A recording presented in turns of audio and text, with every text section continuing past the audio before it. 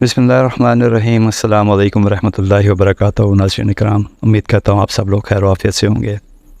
ناظرین کرام، حضرت علی رضی اللہ تعالیٰ عنہ کا یہ فرمان مبارک سن لیں کہ کسی کے دل و دماغ میں آپ اپنا پیار کیسے ڈال سکتے ہیں۔ ناظرین کرام، اللہ رب العزت نے قرآن پاک کی سورہ جاثیہ میں فرمایا ہے کہ جس کا ترجمہ ہے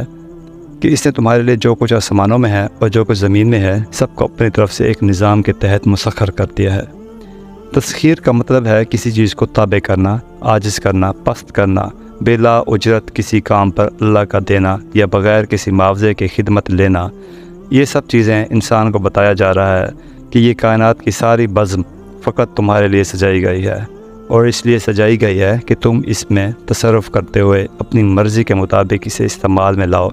قرآن مجید میں 23 مقامات پر کائنات کی مختلف اشیاء کو انسان کی خدمت میں معمور کیے جانے کا ذکر ہے۔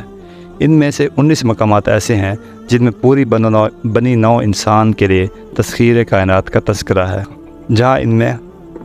جبکہ 4 مقامات ایسے ہیں جہاں خصوصی تسخیر کا ذکر کیا گیا ہے۔ مثلا حضرت داؤد علیہ السلام کے لیے پہاڑ اور حضرت سلیمان کے لیے ہوا کو تابع بنانے کی خوشخبری۔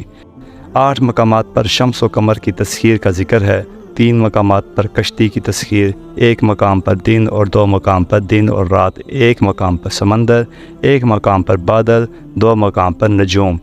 یعنی کہ ستارے، اور 1 مقام پر پرندوں، 2 مقام پر مویشیوں اور 1 مقام پر سواری، اور اسی طرح 3 مقامات پر کائنات کی جمیع اشیاء کا مسخر کیے جانے کا تذکرہ کیا گیا ہے۔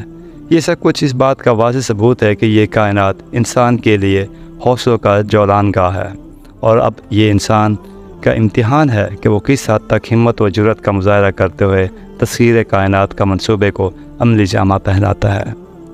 اور اس میں تصرف کرتے ہوئے اسے خالق کی منشا کے مطابق استعمال میں لاتا ہے۔ اللہ تعالیٰ نے انسان کو عقل سلیم عطا فرمائی ہے، اور یہ اپنی عقل سے اللہ کی مسخر کردہ چیزوں کو اپنی مرضی کے مطابق استعمال کر سکتا ہے۔ اس تذکیر کے حوالے سے حضرت علی رضی اللہ تعالیٰ عنہ کا ایک قول ذکر کیا جا رہا ہے کہ ایک انسان دوسرے انسان کی سوچ کو کیسے بدل سکتا ہے۔ حضرت علی رضی اللہ تعالیٰ عنہ کی خدمت میں ایک شخص آیا اور عرض کرنے لگا، اے علی رضی اللہ تعالیٰ عنہ، میرے کچھ دوست ہیں جو میرے بارے میں کچھ غلط سوچ رکھتے ہیں، میں بار بار ان کی مدد کرنا چاہتا ہوں لیکن وہ لوگوں کی باتوں پر یقین کر کے مجھے ہی برا سمجھتے ہیں، اور اب بتائیں کہ میں کیا کروں۔ تو اس شخص کے اس سوال پر حضرت علی رضی اللہ تعالیٰ نے فرمایا کہ کاش اے انسان تجھے یہ علم ہوتا کہ اللہ نے انسان کے وجود میں ایک ایسی طاقت رکھ دی ہے جس کے وسیلے سے وہ کسی کے دماغ میں اپنی بات ڈال سکتا ہے۔ تو وہ حیرت زدہ ہو کر پوچھنے لگا، اے علی، ایسی کیا چیز ہے رضی اللہ تعالیٰ عنہ جس سے میں کسی کے دماغ میں اپنی سوچ ڈال سکتا ہوں؟ تو حضرت علی رضی اللہ تعالیٰ عنہ نے فرمایا، انسان کے دماغ کا اختیار صرف انسان کے جسم پر ہی نہیں بلکہ پوری کائنات پر ہے، لیکن افسوس تو یہ ہے کہ انسان اپنی محدود زندگی اور اپنی محدود خواہشات میں اپنے آپ کو اتنا مصروف رکھتا ہے کہ وہ اس دماغ سے فائدہ نہیں اٹھاتا۔ تو اس نے کہا، اے علی رضی اللہ تعالیٰ عنہ، میں کیسے اپنے دوستوں کے دماغ میں اپنے لیے پیار ڈال سکتا ہوں؟ تو حضرت علی رضی اللہ تعالیٰ عنہ نے فرمایا کہ تم فجر کی نماز پڑھو اور اس کے بعد کھلے آسمان کے نیچے خانہ کعبہ کی طرف منہ کر کے کچھ لمحات کے لیے پرسکون ہو جاؤ،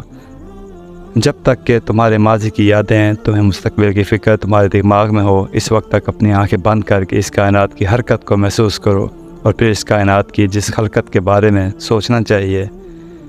اس کو غور و فکر کے ساتھ اپنے سامنے رکھو، اور پھر ہلکی سی آواز سے جو تم کہنا چاہتے ہو، اس کو دماغ میں ڈالنا چاہتے ہو، کسی کے دماغ میں بلکہ ڈالنا چاہتے ہو، اس بات کو کچھ دیر دہراتے رہو۔ جب یہ عمل کر لو گے تو اس انسان کے وجود میں تمہارے لیے وہ سوچ پیدا ہو جائے گی